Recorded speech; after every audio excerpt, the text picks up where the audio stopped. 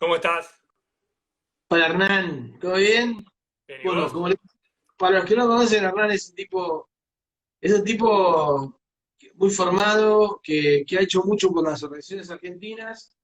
Hay muchísimos que lo conocen por Greenpeace, otros que lo conocen por Late Creative, ¿está bien dicho? Sí, Latte Creative, sí. Late Creative. Ah, yo digo, suena feo, suena muy... Eh, Late Creative es que en realidad no tiene sede solamente acá, sino arrancó en Italia, con un amigo también, el Sí, Greenpeace.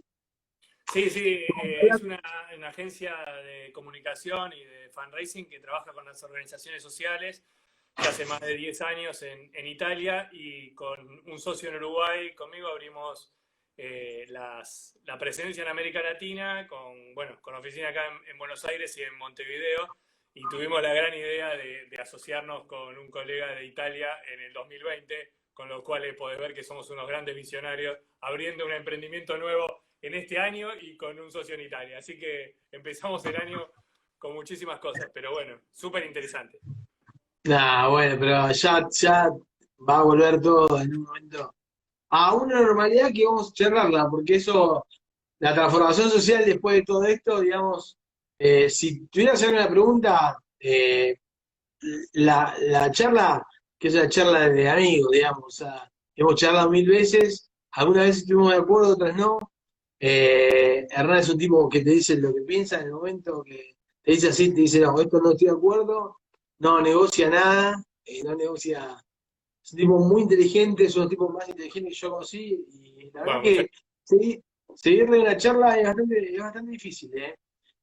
Quería preguntarte cuál es el impacto que le ves a esta pandemia, eh, que va a dejar en el mundo, digamos. O sea, vos sos un tipo que no te sectorizás, sino que más bien abrís el mundo no solo a Latinoamérica, que es tu especialidad, sino al mundo mundial, diría la gente.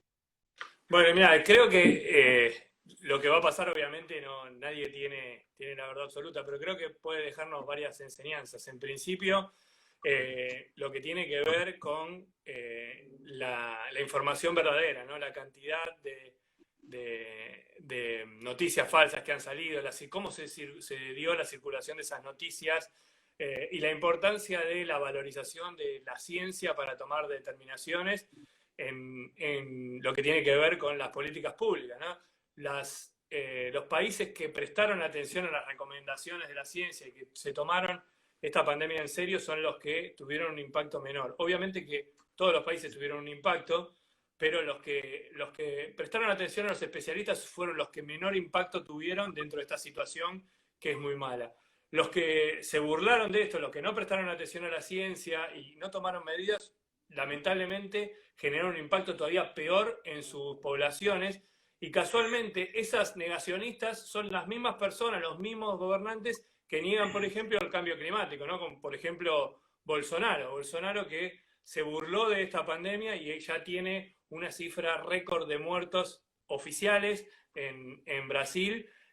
Y esto mismo va a pasar con el cambio climático, porque los impactos del cambio climático, si los gobernantes que lideran el mundo, como Bolsonaro, Trump o Boris Johnson, siguen negando la ciencia, van a generar impactos negativos que van a ser mucho peores que los que generó y los que está generando el coronavirus. Negar la ciencia es, también, podemos llegar a, digamos, a vincularlo con el negocio de las grandes farmacéuticas o los grandes negocios del mundo, digamos. O sea, eh, ayer me mandaron un amigo mío me mandó una vacuna que habían sacado, que los rusos habían sacado. ¿Qué hay de real en eso? Por ejemplo. No, no sé, yo sé que con el tema del coronavirus es una investigación que se está haciendo en muchísimos países del mundo y hay una carrera por ver quién puede encontrar los mejores tratamientos y posiblemente la vacuna, pero más allá de eso hay casos concretos, digamos, de países que vienen negando lo evidente, lo que la ciencia marca. Por eso yo te hacía la relación entre el No, total. coronavirus y el cambio climático y estos negacionistas que niegan lo obvio, en en algunos casos para defender grandes lobbies económicos, como puede Grandes ser el lobbies caso internacionales. claro, en el caso, por ejemplo, del cambio climático, y en otros casos simplemente porque no aceptan que haya algo que va por sobre sus intereses particulares, ¿no? Como es en este caso la salud de la población de los distintos países. Hernán, como director de comunicación en su momento de Greenpeace, cosa que te pregunté si podíamos charlar de eso, que a mí es un tema que me interesa mucho. Nos reíamos hace un rato. Hay gente que ama a Greenpeace, otras que dicen, no, Greenpeace no. Es como todo en la vida, nadie te puede querer eternamente, nadie puede querer a todos, pero digo, tuviste, aparte, además de eso, aparte de director, estuviste a cargo de campañas globales. Contame, yo lo tomo como un logro gigante. Cuando vos estuviste a cargo yo me acuerdo que estábamos en pleno contacto en ese momento, cuando estuviste a cargo de la campaña del Ártico, justamente contra Shell. Eh, ¿Cómo fue esa locura, digamos? Bueno, eso fue uno de el proyecto más grande en el que estuve involucrado, la oficina de Greenpeace Andino, que es la oficina donde yo era director, estaba a cargo de la comunicación digital y estaba a cargo del desarrollo de fondos para esa campaña a nivel global. Y bueno, nosotros tuvimos ese desafío de poder contar lo que estaba pasando en una de las zonas más alejadas del mundo, donde el Ártico, que era el gran aire acondicionado del planeta, estaba en riesgo por el cambio climático, y se sumaba una amenaza adicional que eran las grandes petroleras que iban al Ártico a destruirlo para sacar petróleo, ¿no? Todo lo que para nosotros era una señal de alerta, es decir, se está derritiendo el Ártico, para las empresas petroleras era una oportunidad de negocios porque podían ir a sacar petróleo a lugares que antes no podían porque estaban cubiertos de hielo, de derretirse, ellos fueron a sacar. Y esa campaña fue histórica por la cantidad de gente que participó. Fue una campaña en la que logramos involucrar a más de 8 millones de personas de todo el mundo que se sumaron a reclamarle a Shell que abandone sus planes de destruir el Ártico, que se proteja el Ártico. Y a partir de eso se logró no solo que se vaya a esa empresa petrolera del Ártico, sino que se empiecen a aumentar las regulaciones en el Ártico ruso, que Estados Unidos en el gobierno de Obama haya creado una de las reservas naturales más grandes del mundo en esa zona, y bueno, y obviamente avanzar hacia la protección. Eso colaboró también a generar también un conocimiento más grande del problema del cambio climático, el problema de lo que estaba pasando en los polos, que también obviamente tuvo que ver con las negociaciones que llevaron a los acuerdos de París, que ahora líderes como Bolsonaro, como Trump, están tirando hacia atrás. Por eso, y vuelvo al tema, son gobernantes de países muy, muy importantes que están tomando decisiones que afectan a millones de personas de todo el planeta, no solo con lo que tiene que ver el cambio climático, sino con estas cosas de salud pública. Y así como vemos que se están contagiando por millones, son millones de personas las que están afectadas ya mismo por el cambio climático y que van a ser todavía más afectadas. La destrucción de bosques, por ejemplo, que promueve Bolsonaro, colabora también en la aparición de nuevas enfermedades, ¿no? Porque obviamente las especies salvajes no tienen lugares para vivir y terminan en estos mercados o terminan acercándose a las poblaciones y además de generar cambio climático, generan otros impactos hacia la humanidad. Por eso es muy importante el rol de la sociedad civil, es muy importante el rol de la ciudadanía, de los medios de comunicación para informar bien lo que está pasando y además que todos seamos conscientes también de quiénes elegimos para que nos representen, porque están tomando decisiones que van a tener impacto no solo sobre nosotros, sino sobre nuestros hijos y nuestros nietos. Ernie, para sacarte un poco del tema de Greenpeace, que ya lo abandonaste, es parte de tu pasado, Sí, de es tu parte buen de mi pasado. vida. Yo Es parte de tu vida. no trabajo en Greenpeace ahora, pero yo todavía me siento parte de Greenpeace, me sigo en contacto y sigo viendo la gran tarea que hacen en todo el Los mundo. muchachos. Acá, por ejemplo, en Argentina, el otro día estuve hablando con Noemí Cruz, que es la coordinadora de la campaña de Voz, que bueno, ahí está, si quieren después buscar en mi YouTube, está la entrevista en donde cuentan cómo durante la cuarentena, mientras nosotros estamos todos encerrados para protegernos, los grandes empresarios que desmontan el norte siguieron avanzando en Salta, en Chaco, en Santiago del Estero y aprovecharon este parate en donde era difícil denunciar para seguir destruyendo bosques nativos. Entonces, es fundamental el rol que tiene Greenpeace y tienen otras organizaciones muy importantes de Argentina y del mundo que trabajan en tratar de defender a los que no tienen voz, ¿no? A los animales, a los bosques, a las comunidades que viven ahí. Con lo cual, sí, la verdad que, como te digo, es parte de mi trabajo, mi pasado laboral, pero es parte de mi presente porque soy ambientalista, me siguen interesando las cuestiones ecológicas y sigo apoyando el trabajo que hacen. Vos sabés que cuando vos cambiaste de rubro, que en realidad no es tan cambio, y aparte de esto me reafirma, digamos, este cambio que vos diste, el giro que vos diste en tu vida, no es tan abrupto como yo había pensado, sino más bien ahora vos estás muy metido con el tema de la comunicación de las organizaciones sociales. Eh, para cuando yo te pregunté, la gente, ¿qué percepción tiene de las organizaciones sociales? Yo mismo te hice la respuesta, a veces no es la mejor y equivocadamente, porque nos reíamos después y vamos a ir un cachito más para atrás en el tiempo y decir, bueno, vamos a la época de nuestros abuelos, vamos a, no sé, al 30 y pico, 40 al 40, y, y Argentina, los grandes clubes de Argentina, sobre todo en el interior muchas veces, bueno, o más adelante movidas sociales también se generaron, como Luna de Avellaneda, se generaron también desde la masividad, desde el vecino común. Pero vamos digamos, ¿cuál es tu rol como comunicador de una organización social? Bueno, ahí son varias cosas. Primero, lo que vos decías, ¿no? De cómo está percibido el tercer sector en Argentina. El tercer sector en Argentina, por los estudios que he realizado y que he visto que han realizado organizaciones como AEDRO, por ejemplo, que nuclea a todos los desarrolladores de fondos de Argentina, o organizaciones desde AMDIA, que es la Asociación de Marketing Directo, la percepción de las organizaciones sociales en Argentina es bastante buena. Tiene una percepción muy superior a otras instituciones, ¿no? Como por ejemplo la iglesia, el Claro, ejército, los partidos políticos. Es una percepción buena. Dentro de las la organizaciones justicia, sociales hay de la todo. justicia. Es justo Ivana vi que preguntaba sobre Avina. Avina es una organización que trabaja en toda América Latina, incluso trabajando desde dentro de las organizaciones no se conoce todo lo que hace el tercer sector en Argentina.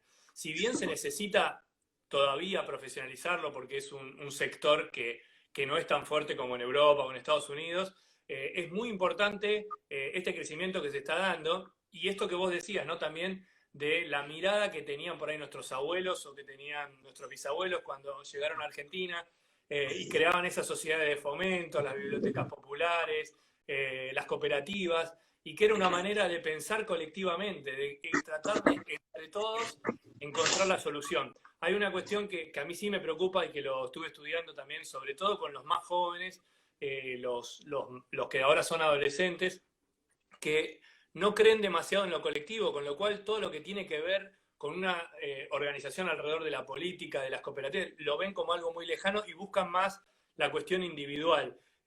Y creo que una de las cosas que nos deja también el tema de la pandemia es que los grandes problemas no se pueden resolver individualmente.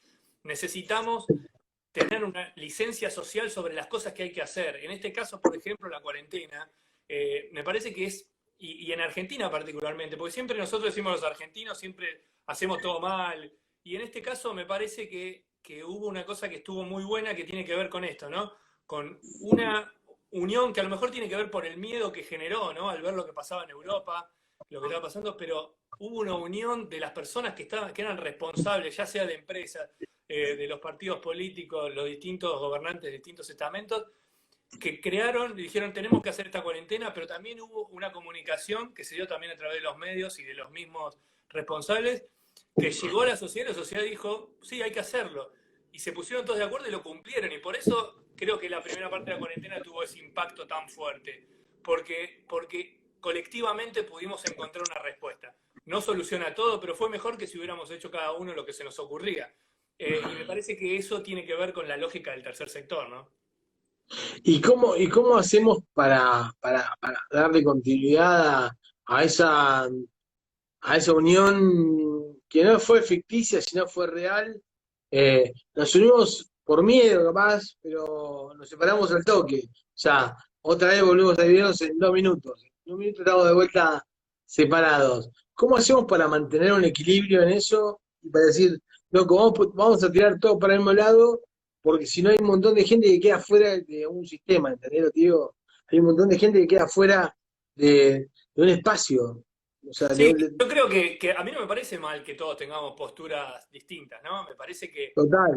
está buenísimo y que el tema es cómo manejamos esas diferencias. El problema no es tener diferencias, porque si no seríamos todos robots y todo. El tema es No, no, no, no, cómo no, no. llevamos esas diferencias hacia adelante. Y vamos al impacto de la comunicación. Que este primer lanzamiento del tema de la cuarentena, por ejemplo, olvidémonos qué nos gusta más políticamente, pero que haya sido una mesa donde estaba sentado el presidente de la Nación, Larreta y Kicillof, es muy importante lo de la comunicación, porque generó esa unión necesaria desde arriba para poder pasar medidas que son muy difíciles. No es muy fácil por establecer una cuarentena. Y desde la comunicación me parece que eso fue muy fuerte. Y me parece que esas discusiones se tienen que dar todo el tiempo. Y cuando vos decís hay un montón de gente que se queda afuera, nosotros tenemos que entender, y de vuelta al coronavirus lo que muestra, es que ya estaba mal cuando dicen vamos a volver a la normalidad. Ya había un montón de gente que estaba afuera. Es un sistema que no funciona, es un sistema que A esa funciona normalidad no tenemos que volver. solamente funciona ese sistema y los recursos de ese sistema porque es la mitad de la población no accede a los recursos que se beneficia la otra mitad. Si todas las personas del mundo consumiéramos como un norteamericano promedio, necesitaríamos 6 planetas y medio para tener recursos para darle basta a todo. Entonces, esa forma de producir y de consumir no es racional y no sirve para el futuro. No hay manera de que sigamos de la misma forma que seguíamos antes. Hay que ver cómo repensamos, por ejemplo, empezando de las ciudades, ¿no? Entonces tenemos que pensar esto, la utilización de la bicicleta. Sabemos que el transporte público es una cosa, pero la bicicleta es uno de los elementos donde las ciudades más avanzadas se dieron cuenta que tienen que priorizar, como por ejemplo Copenhague, ¿no? Que convirtió completamente una ciudad en una ciudad amigable para la bicicleta, con el impacto positivo que eso tiene en la salud, que tiene en la huella de carbono, y obviamente en la forma en que todos los días tenemos que trasladarnos. Aprendimos cosas nuevas durante esta situación del planeta diferente a otras pandemias porque ahora tenemos una soluciones tecnológicas que antes no había. ¿Cómo las incorporamos para diseñar un mundo mejor? Totalmente. Y en el caso de Smart City, ¿crees que... No, acá está muy avanzada. ¿Crees que en la agenda que propone el C40, que eso lo vamos a dejar para un cachito más, pero me interesaba ver, digamos, si todo lo que vos venías hablando, quiero hacer publicidad al chino de acá al lado, a 2:30 está bien, la SIL de Coco. O sea, empecé los primeros vivos, es el octavo capítulo, ya, o noveno con Star Wars. Eh, le iba a hacer publicidad al chino, pero 2:30, 3:30, no sé cómo está. Lo marca así. Eh, Cuando vos hablabas de Smart City, hablabas de ciudades planificadas, ciudades inteligentes, digamos, ciudades que cambian un montón de cosas, rompiendo viejas estructuras, ¿cierto? Sí, bueno, por ejemplo, que las mañanas y las tardes, todas las autopistas estén colapsadas de personas que van en un auto, cada uno un auto con una persona adentro, consumiendo energía sin sentido, esperando un montón de tiempo sin sentido, trabados en grandes congestiones que hay en el mundo, indudablemente no es racional. Tenemos que pensar otra forma de trabajar y otra forma de vivir. También en esta pandemia hay un montón de gente que se dio cuenta que vivir en las ciudades es realmente, en algunos casos, es inhumano estar encerrado en un departamento, a veces porque no tienen las posibilidades, pero la necesidad del contacto con la naturaleza, ¿no? El contacto con los espacios verdes. Yo vivo en Buenos Aires, que es una de las ciudades que tiene la menor cantidad de espacios verdes por habitante, ¿no? Y siguen avanzando con el concreto, destruyendo los espacios verdes para hacer negocios inmobiliarios. Entonces, eso hay que repensarlo. El contacto, hay que pensar un montón de cosas que tienen que ver con también con el consumo. Nos dimos cuenta que es lo realmente importante, ¿no?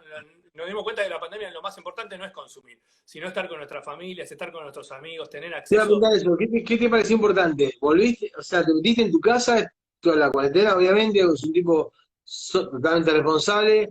Eh, ¿Qué encontraste, digamos, qué te encontraste? Porque última vez es un tipo que, ¿cuántas horas de tu casa cuántas horas de tu vida estabas adentro de tu casa antes de la pandemia?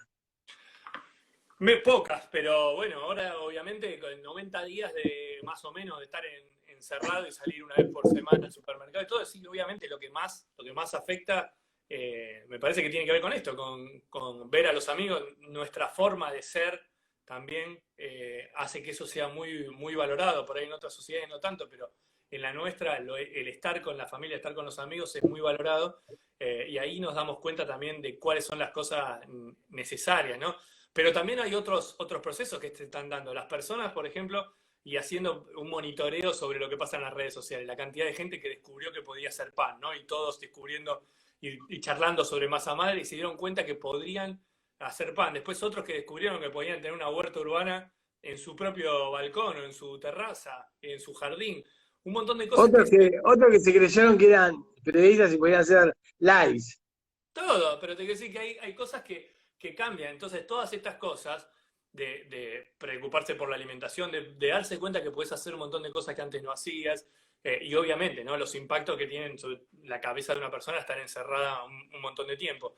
Eh, con lo cual me parece que hay un montón de, yo creo que va a haber un montón de cambios que se pueden dar o creo que podrían darse. Si volviéramos todo para atrás y una vez que pase esto como han pasado otras pandemias, si los que quedamos volvemos a lo mismo que antes, lo único que vamos a hacer va a ser tratar de desaprovechar esta oportunidad para avanzar hacia problemas que son todavía mucho más graves. Pensá, por ejemplo, en ciudades como distintas ciudades de la India donde hay gente que tiene nuestra edad y que por primera vez en su vida vio el aire limpio. Nunca en su vida había visto el aire limpio, porque ya Lo escuché el otro día. desde que nacieron estuvieron con el aire contaminado. En el mundo se mueren 7 millones de personas por año por problemas en la contaminación en el aire. 7 millones. Y eso son cosas que pasan todo el tiempo, ¿no? La cantidad de gente, la cantidad de refugiados climáticos que hay, que se están dando, y que los impactos, como te digo, son El hambre. mucho más graves y muchos a mayor largo plazo que lo que puede generar esta pandemia, que es gravísimo. Entonces, bueno, acá alguien dice, no aprendimos nada si volvemos a lo mismo. Ahí Maybear, yo creo lo Sí, mismo, ¿no? Creo exactamente lo mismo. yo creo igual. En lo personal, qué te dejó a vos? ¿Hay algo puntual que te haya dejado? Sí, bueno, la necesidad de trabajar en repensar, creo, las grandes ciudades, ¿no? Y esto de decir, ni bien, Perdón que te ahí saluda interrumpa, Mariana, hola Mariana. perdón que te Creo interrumpa, que, te voy a interrumpir un segundo, porque sí, vos un tipo, para los que no te conocen, estamos hablando de Hernán Nadal, es un tipo de mundo y has vivido en varias ciudades del mundo, de hecho, has viajado y has estado en un montón de lugares. Bueno, sí, lo vamos a decir, el 14 de junio, la batalla de Che Guevara, la rendición de la batalla de Malvinas. Ah, mirá vos, rendición de 21 años en que me puse de novio con Ceci. Bueno, cordobés, te pasamos el chivo. Ahí se sumó Gisela Ramos también. Síganla porque es espectacular, hace unos likes muy buenos. Síganla.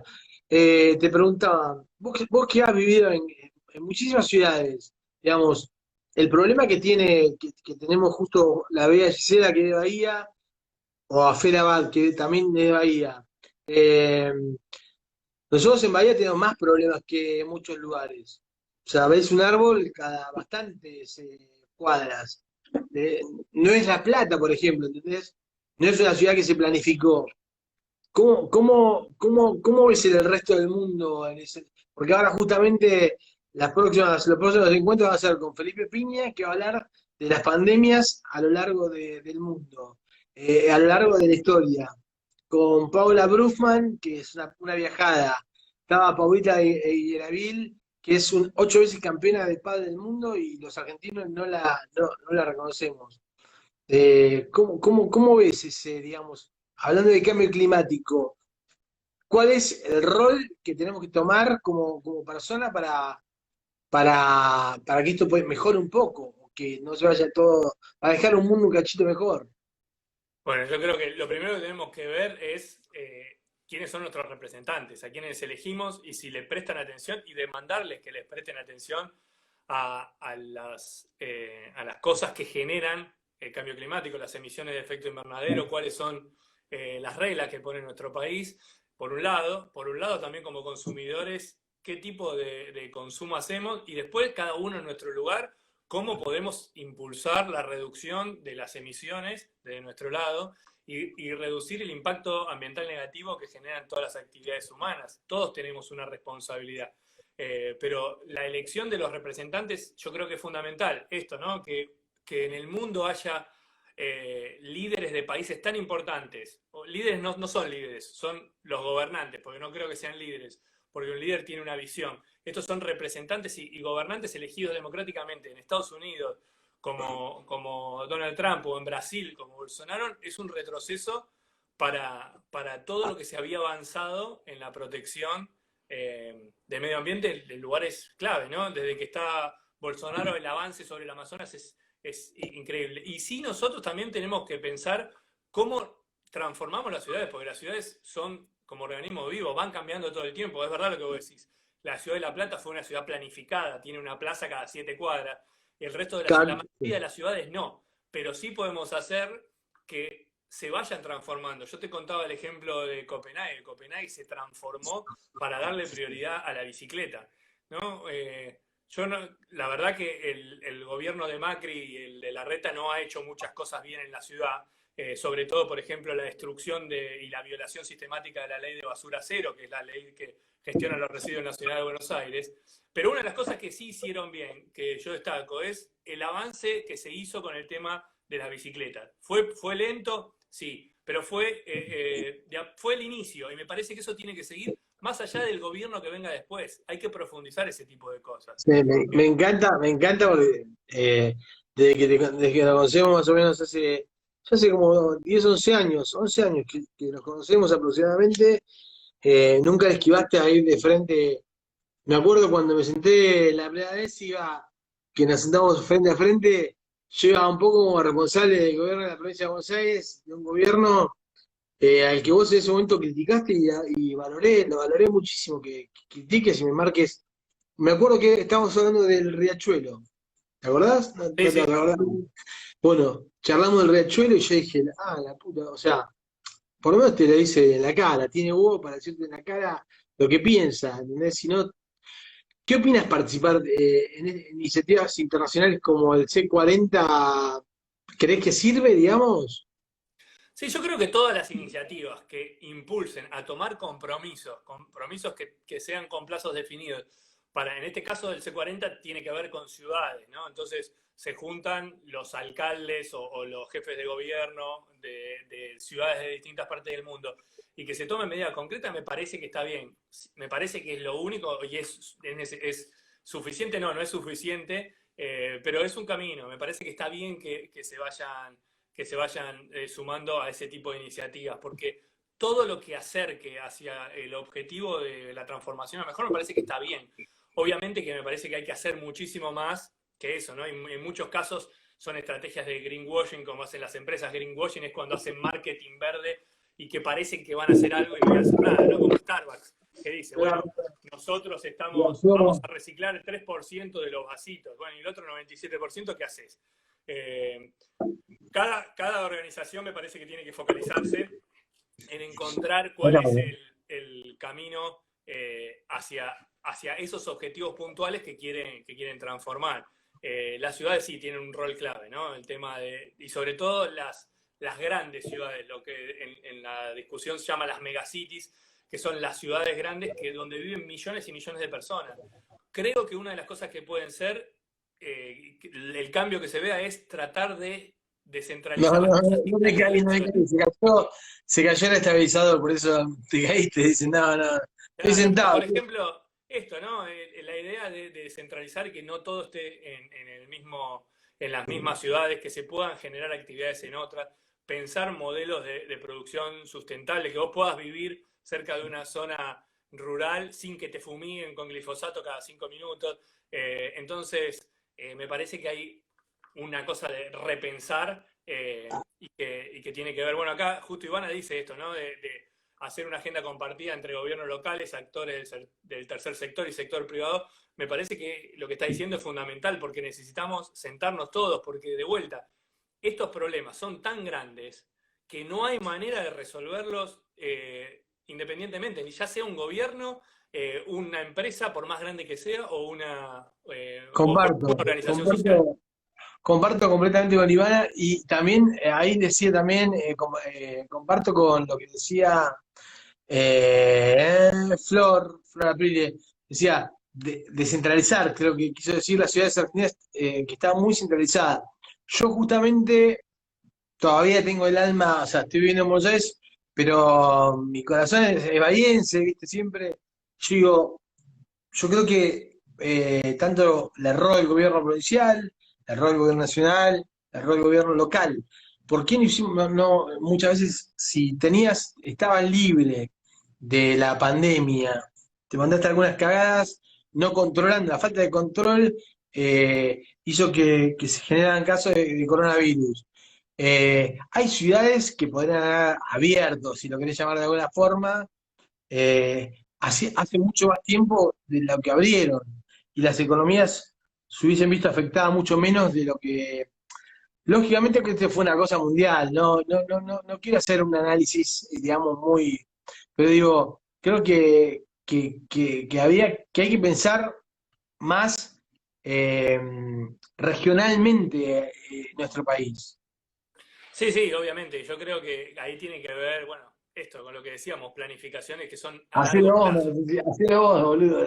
A largo plazo, porque pensemos, por ejemplo, en la matriz energética de un país. Son cosas que se piensan a 30, a 40 años y que tienen que dar un sentido, como por ejemplo, usar racionalmente los recursos que tenemos y hacer un uso inteligente también de los recursos financieros, ¿no? Durante años, Argentina importó fuel oil de Venezuela o gas licuado.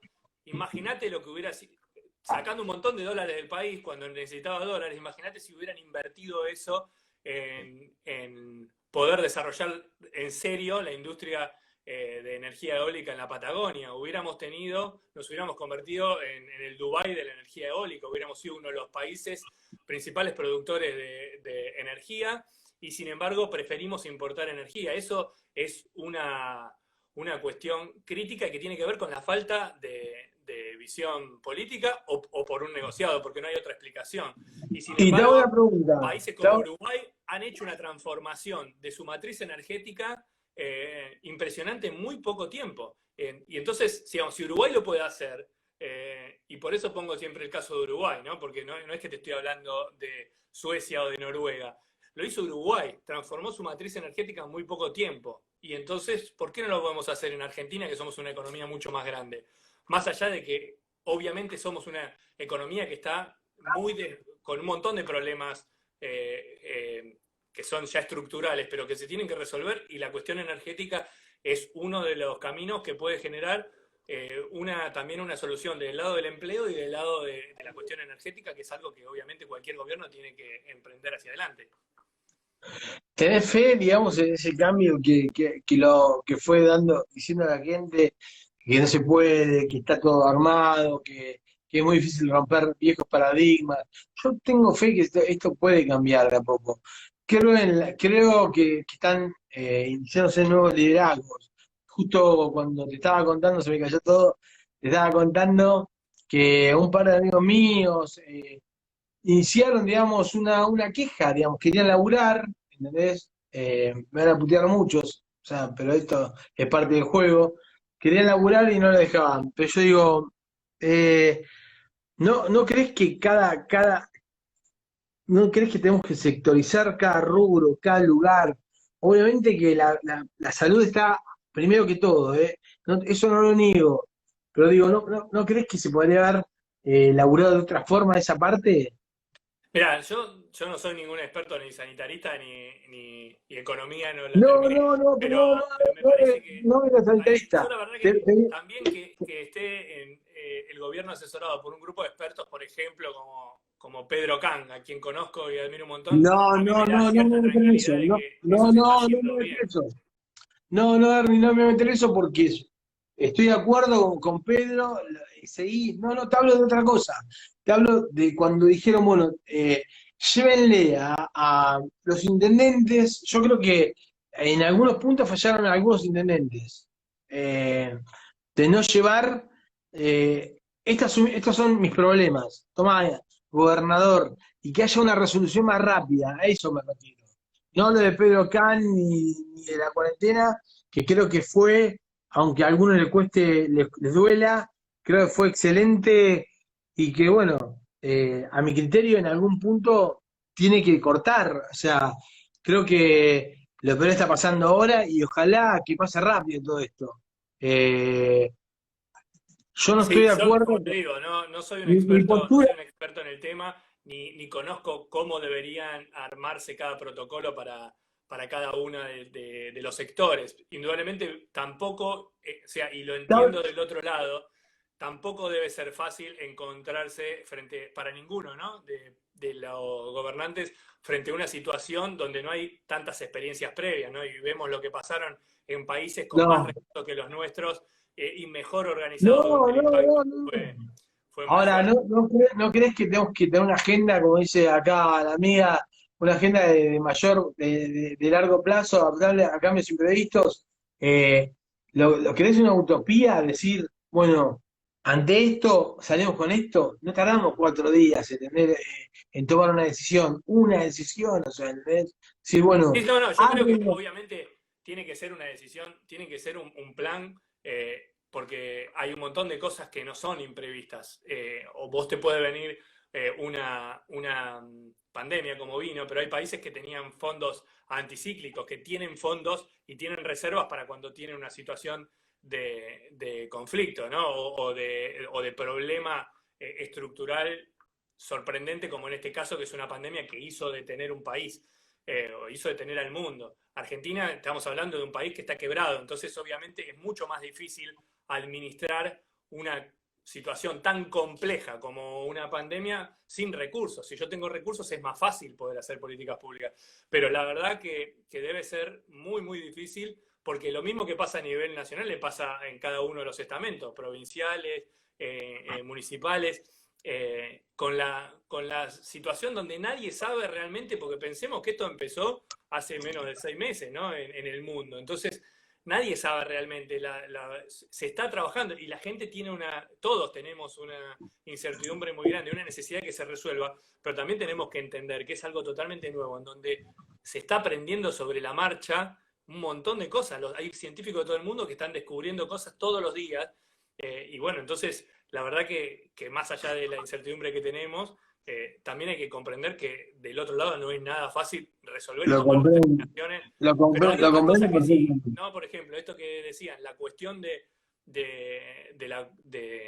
la matriz energética, digo, son cosas que se planifican a 30 o 40 años, no se planifican de un día para otro. No, Entonces, totalmente. acá hay una decisión, es decir, ¿vamos a hacer una represa o vamos a poner una planta nuclear o vamos a invertir en molinos? Bueno, obviamente que el lobby nuclear o el lobby para hacer plantas térmicas está ahí. Por ejemplo, la decisión de ir a hacer una usina de carbón en Río Turbio y todo, no tiene nada que ver con una lógica de energía, fue una cuestión política totalmente irracional, más allá de la corrupción que hubo atrás de Río Turbio. Cambiando, cambiando un toque de bando, pues te llevé a otro bando que nada que ver. Pero digo, si fueses rector que tranquilamente en cualquier momento podés aparecer de rector de una universidad. Si fueses rector de una universidad, eh, dirías, bueno, ¿cómo desde lo académico generamos nuevos liderazgos que podamos tener un modelo de país, o sea, y cambiar esa matriz que a veces cuesta 20 o 20 años, por ejemplo, puede llegar a tardar, pero para dejar un país, una Argentina mejor, eh, crees que no hay? Yo creo que hoy faltan liderazgos, o todavía no, o esos liderazgos todavía ¿cómo te puedo explicar? Todavía no los vieron, o los medios de comunicación, que son muy influyentes, no lo mostraron. Hay liderazgos reales que hay liderazgos que ya mostraron que hay una Argentina posible, un mundo distinto posible.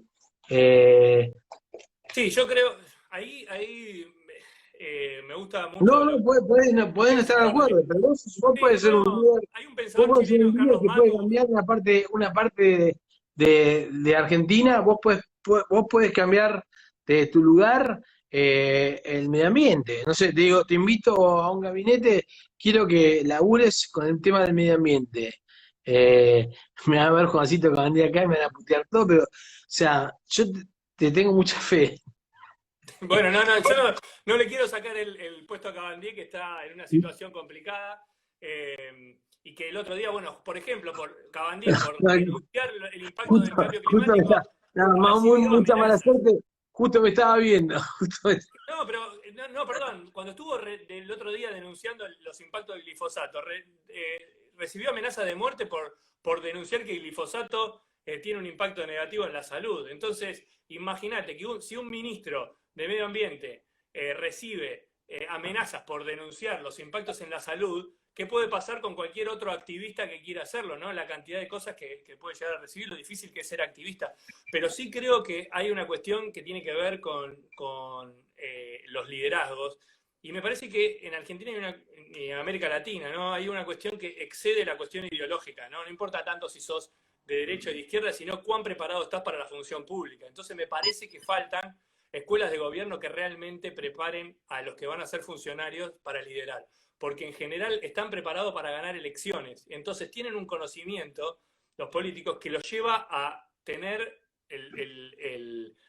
los conocimientos y las prácticas, y qué es lo mejor que tengo que hacer para ganar una elección. Pero una vez que llegan al puesto, no están formados para poder llevar adelante la función que tienen. Incluso el experimento que hizo Macri trayendo a grandes Te iba a líderes, decir, te iba a digamos, decir. de las empresas, no funcionó, porque no es la misma lógica trabajar en una empresa que trabajar en la administración pública. Yo no tengo experiencia en administración pública y no sé si lo haría bien, pero me parece que hay que formar a la gente que trabaja dentro de la administración pública para que pueda llevar a lugares de gestión eficientes, que sean transparentes. Hay que poner mecanismos, digamos, ningún sistema es infalible, no todos los sistemas se pueden truchar, si vos querés. ¿No? Pues si hay mala voluntad se puede truchar, pero hay un montón de cuestiones que tienen que ver con los procedimientos que se pueden hacer para que sea más difícil que sea discrecional el uso de lo que estamos haciendo con los recursos. Si vos gestionás un hospital, no es de izquierda ni de derecha que estén los insumos para que el hospital pueda funcionar. ¿No? Vos lo tenés que hacer, seas de izquierda o de derecha. Entonces me parece que hay dos cuestiones: mecanismos de transparencia y de control social, por eso el tercer sector es muy importante también, eh, y después de tener la capacidad técnica para estar en el lugar que tienen que estar. Entonces, Yo ahí me no parece... estoy de acuerdo no estoy de acuerdo con lo que dice Flor, que dice, les importa poco a los políticos si la gente no se morir de hambre. Yo creo que es un cambio, digamos, lo que hablamos recién de liderazgo. Yo no hablo de políticos en sí, hay políticos y políticos. No creo que todos los políticos sean una mierda. Yo creo que hay buena gente dentro de la política. Conociéndola desde adentro, hay buena gente, hay gente de Pero además, mierda. imagínate, si querés del lado individual, a un político, si le va bien, le conviene, porque va a ser elegido otra vez. El problema no es una cuestión de intenciones. Dice, no, si yo quiero que me vaya bien y que le vaya bien a la gente, porque dice, yo voy a hacer lo mejor para la gente. Sí, todos quieren hacer lo mismo. El tema es si tienen la capacidad técnica para hacerlo, si saben gestionar o no saben gestionar. O sea, Y para eso tenés que formar nuevos liderazgos, digamos, para agenda sostenible verdaderamente. No para que cuando.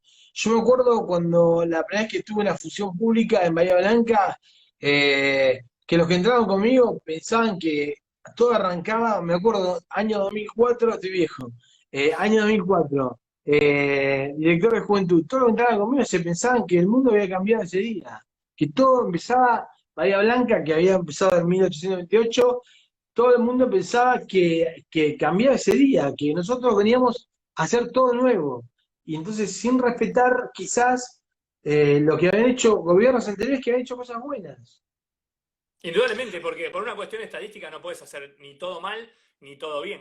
Entonces, obviamente que es necesario aprender de los errores, pero también sostener las cosas que se hicieron bien. Por eso, Ivana, cuando decía ahí que yo veía que escribía, ¿no? Esto de los consensos y determinar ciertas cosas. Para cambiar, por ejemplo, la matriz energética de un país, tienen que estar de acuerdo muchos o sea, los partidos mayoritarios, porque van a cambiar, sí o sí va a haber un intercambio de liderazgos y tienen que estar todos de acuerdo para ir hacia adelante. Entonces, decir, bueno, esto lo vamos a mantener. Queremos tener una matriz energética con energía renovable, nos tenemos que poner de acuerdo. Y obviamente, bueno, vas a apagar todas las plantas nucleares de un día para otro, pero no le vas a extender la vida útil a las plantas nucleares cuando terminen, que implica más o menos el gasto como hacer una nueva, sino que vas a invertir en otras cosas. Entonces, se necesita generar ciertos consensos. Es muy difícil hacer estos acuerdos cuando te cambian las reglas cada 5 minutos, ¿no? En cualquier cosa. La ley de bosques, por ejemplo, una ley que fue votada por la mayoría en el Congreso y después los poderes ejecutivos que vinieron utilizaron los fondos que asignaba la ley de bosques a discreción, por ejemplo, y terminaron yendo a fútbol para todos o directamente desapareciendo de las partidas, como pasó en el gobierno de Macri. Entonces, esa discrecional no puede estar. Si los fondos son para los bosques, tienen que ir a los bosques y tienen que ir a cada una de las provincias para que se protejan los bosques nativos. No puede después un gobernador hacer de un plumazo borrar los ordenamientos territoriales y que cuando viene un amigo le cambia la zonificación de su finca, que la compró a un precio muy barato porque era una zona que no se podía desmontar y se lo cambia para hacer un negociado. Entonces, esas cosas no puede pasar. Y esas cosas, de vuelta, por ejemplo, y volviendo a lo que hablábamos al comienzo de Greenpeace, son las que denuncia el tercer sector que pasa en nuestro país, ¿no? Porque hay gobernantes que hacen eso y permiten eso. Bueno, vos sabés, Ernie, ¿sabés? Hace 3 horas, suponete 2 horas y pico, 3 horas, estaba caminando para ir por Santa Fe. Yo digo, ¿le falta un poco de calle a varios, a nuestra dirigencia en general, digamos? ¿No le falta salir a caminar y mirar un poco? O sea, no, o sea, lo académico estamos de acuerdo, sí, es necesario, pero a veces nos falta un poco de calle, digamos, volviendo, vamos un poco a lo tuyo, digamos, ¿cuál es el rol que las organizaciones sociales o los clubes, por ejemplo, vamos a agarrar un club? ¿Qué puede cambiar un club en una sociedad hoy? Hoy, que es un momento de quiebre completo. ¿Vos creés que un club puede hacer la diferencia? Sí, yo creo que sí, porque primero porque es un lugar para que de formación, ¿no? Y de formación deportiva y una formación social e intelectual. Me parece que los clubes de barrio, para mí, son como, y vengo insistiendo hace mucho, ¿no? Esto, un lugar para los que, para poder integrar a esta generación que llaman ni trabaja ni estudia. Entonces el club puede ser un lugar en donde le puedas dar un sentido a la vida de esos chicos, más allá de la educación del colegio, que además de ser la educación formal, pasa por otro tipo de integraciones. Hay cosas que me parece que tienen que ver con la integración, ser parte de algo colectivo, ¿no? Aunque sea, por ejemplo, un equipo de fútbol, un equipo de básquet, lo que sea, estar ahí, no estar en la calle sin hacer nada, darle un sentido. Y eso no implica que después van a ser deportistas profesionales, pero ese aprendizaje que por ahí tienen de trabajar en equipo, ¿no? Para, por ejemplo, jugar en un equipo de básquet, un equipo de fútbol, o lo que sea, o incluso deportes individuales, eso es una formación también de lo que implica la responsabilidad, ¿no? Hay muchos chicos que al no ir al secundario y después cuando llegan al trabajo, uno de los problemas que el otro día me contaba una experta en recursos humanos es que les cuesta entender que tienen que ir todos los días a determinada hora porque no fueron al colegio y porque sus padres no fueron a trabajar. Entonces, eso que parece tan natural y todo es una cosa que hay que aprenderla. Y el tema del esfuerzo, ¿no? O sea, si cualquiera que hizo un deporte sabe que vos querés jugar un partido de fútbol, tenés que entrar toda la semana, tenés que estar corriendo 2 o 3 horas para que el día que te toque entrar poder llegar a eso. Y la mayoría de las veces por ahí no te toca entrar, pero vos tenés que entrenar igual. Y eso requiere una disciplina. Y me parece que los clubes de barrio tienen un lugar muy, muy importante. Lo que pasa es que Y se los termina siempre formadores. hablando de los clubes relacionándose al fútbol, que es el negocio que Totalmente está no, no, no. que es lo que mueve, pero me parece que la cuestión social de los clubes, de vuelta, ¿no? Lo que hablamos antes, la sociedad de fomentos, me parece que eso podría hacerse y el Estado podría hacer mucho con muy poca plata, ¿no? Ahí. y me parece que está como desaprovechado eso, porque hay muchísimos clubes de barrio que podrían, en todo el país. Vos sabés que la próxima charla, como te contaba, es con Paula Iraguibel, es difícil de pronunciar el nombre, es una chica de acá Argentina, que está en España y fue 8 veces campeona mundial del pádel, ahora se retiró hace poquito, tiene mucho para dar, mucho para contar, se fue a España a jugársela y bueno, le salió bien la pelota, le picó para el lado, le picó, la pegó y cayó del lado de ella. Eh, ¿qué crees que esta pandemia nos va a dejar a todos, digamos, como, o sea, te deja mejor parado? O sea, volvamos, dijiste una cosa muy clara, no queremos volver al mundo anterior, pero el mundo que viene, lo ves más, ¿cómo se llama? Moldeable, lo ves como que lo podemos hacer entre todos de vuelta, lo ves como que lo podemos mejorar entre todos, Depende de nosotros. sin necesidad de ir a buscar al papá Estado, o sin necesidad, o buscando nuevos liderazgos. Depende, digamos, todo esto depende de nosotros, de lo que hagamos cada uno de nosotros. Todos tenemos el poder de transformar y de generar ese cambio. Entonces, si no lo hacemos, es nuestra responsabilidad. Y esto es lo que está pasando en todo el mundo. Fíjate también todos los movimientos que se están dando, que son históricos, a partir de lo que pasó también con el asesinato de un afroamericano en Estados Unidos y las revueltas que se están dando en todo el mundo. Depende, me parece, de las distintas sociedades en cada uno de los países, pero digamos, la oportunidad está abierta, ¿no? Vamos a salir de esta situación y pasaremos a otra situación que va a generar un mundo que va a ser distinto porque esto va a tener un impacto. ¿Cómo va a ser si vamos a volver y vamos a tener un pico de consumo y vamos a volver a lo de antes o vamos a generar un cambio que tenga un impacto positivo? Depende, como te digo, depende de cada uno de nosotros. Vos en lo particular, ¿tenés fe? Depende, yo creo que hay algunas cosas que sí pueden ser fácilmente resueltas y que van a ser, y otras son un poco más complejas, ¿no? Porque pensemos también que va a quedar una situación social en el mundo muy, muy complicada, ¿no? Y en Argentina particularmente, con un aumento muy grande de la pobreza, del desempleo. Entonces se van a tener que pensar soluciones adecuadas al momento en que tenemos, ¿no? Entonces que no va a ser simple. Esperemos que los economistas esta vez la peguen y nos saquen adelante junto con la conducción política y dirigencial en todos aspectos. Eh, bueno, no es una entrevista fácil porque hay un montón de aristas para tocar, pero la verdad que siempre me siento cómodo, aparte es una persona que quiero mucho y respeto muchísimo. Tal vez te puede haber parecido desordenada, pero yo creo que fue productiva la charla. Hay que hablar, hay que charlar y hay que accionar. Eh, yo creo que, como dice acá, las soluciones son entre todos, desde abajo hacia arriba, para que podamos en 6 meses, un año, o tal vez son 10 años, decir, loco, era por ahí. Y el mundo está bien que haya hecho una pausa para mostrarnos que no éramos los reyes de todo, que no éramos los dueños estamos acá de prestado, estamos de Tal cual. paso. Tal cual. Y bueno, y como digo, cualquier camino siempre empieza con un pasito. Tenemos que dar todos los días, demos el pasito hacia el lugar que creemos que es el mejor. Y me parece eso. Yo también siempre disfruto mucho conversar con vos y tener estos espacios. A veces lo hacemos por la radio, a veces lo hacemos entre nosotros sin que se entere nadie. Pero nada, bueno, gracias por la invitación. Y ya nos veremos y nos daremos un abrazo cuando termine todo esto y se pueda volver. Seguramente va a ser así, seguramente va a ser así. De verdad que te admiro mucho, en serio, sos para mí uno de los futuros dirigentes de Argentina, un tipo muy, muy preparado y bueno, gracias por haberle dejado esta enseñanza a todos que están del otro lado. Te mando un Ernie, abrazo Hernán grande. Nadal, estuvo con nosotros, Hernán Nadal, un grosso. La verdad que muchas gracias. Nos vemos. Hasta luego.